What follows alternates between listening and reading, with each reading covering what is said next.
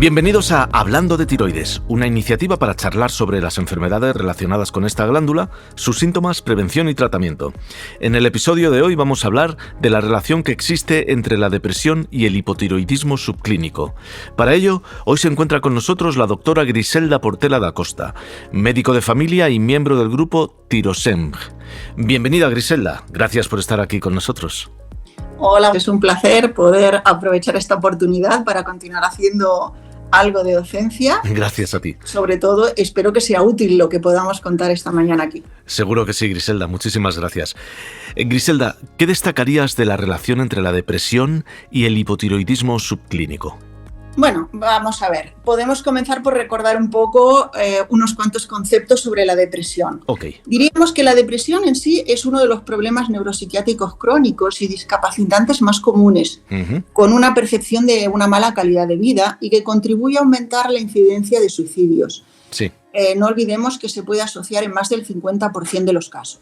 Desgraciadamente, sí. En cuanto a la fisiopatología de la depresión, seguimos sin comprenderla completamente.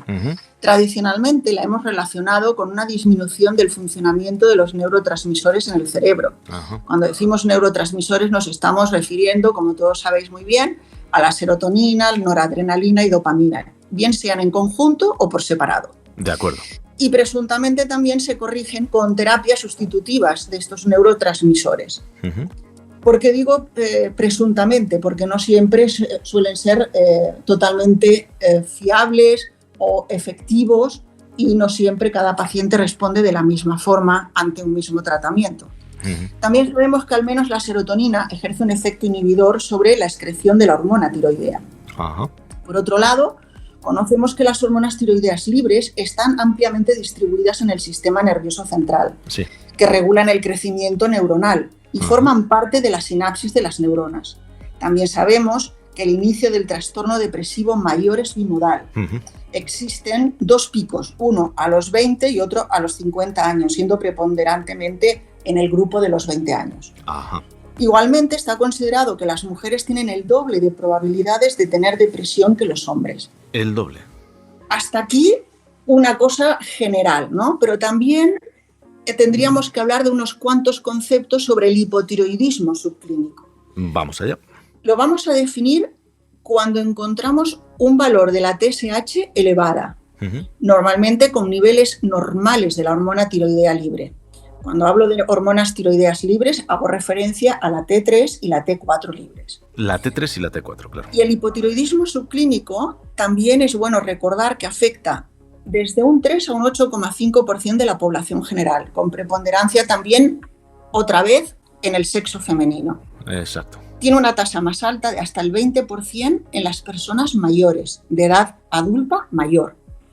Estos diagnósticos a menudo se pasa por alto, ya que estos individuos con hipotiroidismo subclínico tienden a presentar síntomas muy sutiles e inespecíficos. Así, por ejemplo, salvo en la ablación del tiroides, hasta la tercera o cuarta semana pueden aparecer una sintomatología florida.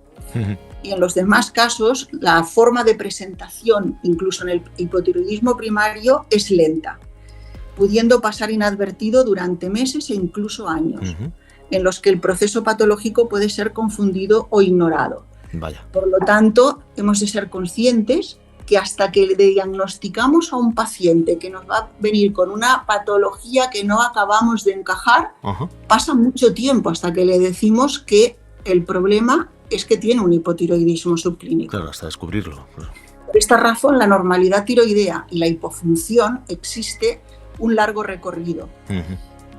Los hipotiroidismos de causa autoinmune son precisamente también otro a tener en cuenta porque tardamos mucho tiempo en diagnosticarlos.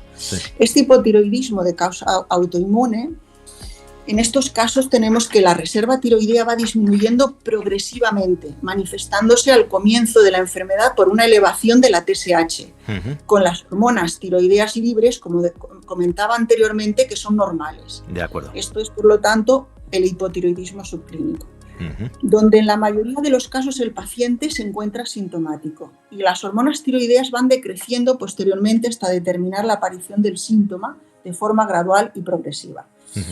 Un factor a tener en cuenta es que debemos diferenciar el rasgo superior de los niveles de la TSH según la edad.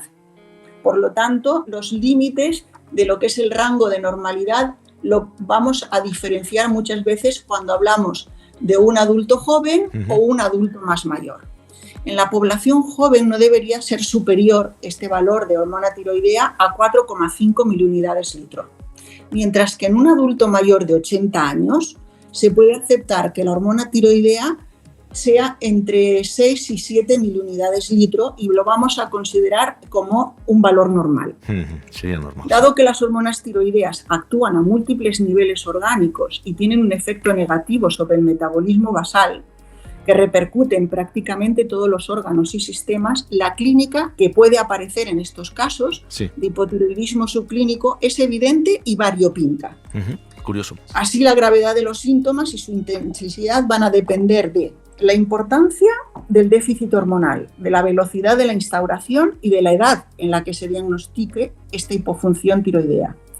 Entre las alteraciones generales del hipotiroidismo que vamos a encontrar: astenia, apatía, depresión, tristeza, nerviosismo, torpeza mental, pérdida de memoria, intolerancia al frío, calambres, polimialgias, abotargamiento, y podríamos continuar con una lista aún mucho más larga.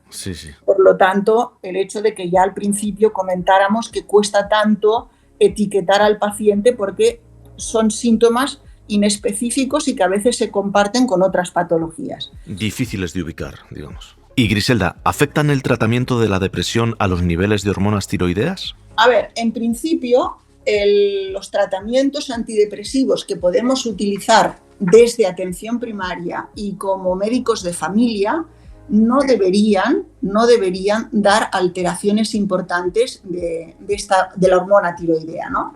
Perfecto. Pero sí es verdad de que los tratamientos antidepresivos de depresiones mayores instaurados por los psiquiatras nos pueden dar alteraciones de esta hormona. Ahora me viene a la memoria, por ejemplo, que sustancias como el litio nos pueden dar alteración de esta hormona tiroidea, pero normalmente un médico de familia no suele instaurar tratamientos con litio. Claro. ¿Cuáles vamos a dar nosotros? Los inhibidores de la recaptación de la serotonina, básicamente, ¿no? Y estos no nos van a modificar los valores de estas hormonas. ¿Qué podríamos encontrar? A lo mejor podría ser la sertralina. Tal vez podría dar algunos cambios de esta hormona, pero considero que no son significativos. Ahora bien, sí que hay una lista muy larga de otros fármacos que nos pueden producir alteraciones de estas hormonas. Te diría a bote pronto que sobre unos 100 fármacos pueden dar alteración de la hormona tiroidea, sobre todo fármacos que se utilizan en cardiología. Hay uno que es muy conocido y que esto casi todos los que hacemos medicina de familia lo sabemos, que es la miodarona. Estos pacientes necesitan controles periódicos de hormona tiroidea porque es uno de los más conocidos. Claro. Pero luego la lista es muy larga, supera los 100 fármacos. Más de 100, Entonces, Griselda, ¿qué se destacaría de la relación entre la depresión y el hipotiroidismo subclínico? Bueno, en función de todo lo que habíamos estado comentando, lo más destacable en la relación de estas dos entidades es lo siguiente. El sistema nervioso central, por su vínculo con la disfunción tiroidea, puede generar sintomatología difícil de diferenciar de aquella propia de la enfermedad, a priori, pertenecientes a la esfera psiquiátrica. De acuerdo. Es, por tanto, conveniente tener claro que los síntomas pueden ser sutiles y confusos, y que con frecuencia se superponen llegando a confundirse. Por tanto, el hipotiroidismo subclínico como el hipertiroidismo pueden producir síntomas atribuibles a una enfermedad psiquiátrica, razón por la cual, tanto en las enfermedades tiroideas como en las enfermedades psiquiátricas, hay que pensar en su posible relación a la hora de hacer el diagnóstico diferencial y plantearnos su posible tratamiento. Claro. Pero aunque la depresión se asocia tradicionalmente con cambios en el eje tiroideo, sobre todo con el hipotiroidismo manifiesto, la relación con el hipotiroidismo subclínico es controvertida y en la actualidad no está bien establecida. hasta la fecha hay una falta de datos fehacientes sobre la mejora de los síntomas depresivos mediante la terapia con levotiroxina entre las personas que tienen hipotiroidismo subclínico coexistente. Sí. Para finalizar y a modo de conclusión, remarcaría que es importante tener unos niveles correctos de hormona tiroidea para mantener el normal funcionamiento de prácticamente la totalidad de los órganos y sistemas del cuerpo humano, especialmente el relacionado con el cerebro. Cuando estemos ante un cuadro depresivo, pensar que puede estar enmascarando un trastorno tiroideo. Y por tanto, plantearse un estudio básico de la función tiroidea, empezando con determinar la TSH y si esta es superior a 4,5 miliunidades litro, tenemos que solicitar la T4 libre y los anticuerpos TPO. De acuerdo. Pensar siempre que parte de los síntomas de uno y otro son superponibles, pero no es descartable la coexistencia de ambos. Ante un cuadro depresivo, sobre todo en un paciente joven que no lo conocemos, hemos de completar la anamnesis con un pequeño test de valoración de depresión y recabar información para detectar posibles tendencias suicidas. Pensemos que más del 60% de las personas que intentan suicidarse han acudido al médico de cabecera o de familia en el curso de las 4 semanas anteriores al intento. En cuanto al tratamiento de la depresión, los tratamientos de primera línea generalmente incluyen inhibidores selectivos de la recaptación de serotonina o inhibidores de la recaptación de la serotonina y norepinefrina. La psicoterapia también puede ser una opción de primera línea para la depresión moderada. Incluso podemos considerar la combinación de ambas, que se ha demostrado bastante más efectiva que la farmacoterapia sola. Si se demuestra que existe un hipotiroidismo primario subclínico, es decir, con una TSH superior a 10, hay que instaurar un tratamiento sustitutivo con levotiroxina, el cual posiblemente contribuya a la remisión de los síntomas y en el caso de que ya esté con un tratamiento antidepresivo, podemos valorar la retirada paulatina del mismo bajo el control y, a ser posible, de acuerdo también con el psiquiatra. Cuando la TSH, en cambio, está entre 5 y 10 miliunidades litro en un adulto joven, los expertos recomiendan tratar con levotiroxina si los anticuerpos TPO son positivos, pero existe mucha controversia en el caso de que estos anticuerpos sean negativos. Estupendo, pues muchísimas gracias, Griselda, por sacarnos de dudas y compartir este rato con nosotros. Bueno, agradeceros nuevamente, igual que al principio, la invitación y la posibilidad de contactar y hacer un poco de docencia con el resto de los compañeros que están interesados por este tema y pensar también de que es un tema muy largo, que da para mucho y que podemos en otra ocasión continuar compartiendo conocimientos e ideas. Ya lo creo, estás invitada cuando quieras. Y hasta aquí nuestro episodio de hoy. Os esperamos en el siguiente. Recordad que podéis encontrar más información sobre este tema en otros capítulos de la web. ¡Hasta la próxima!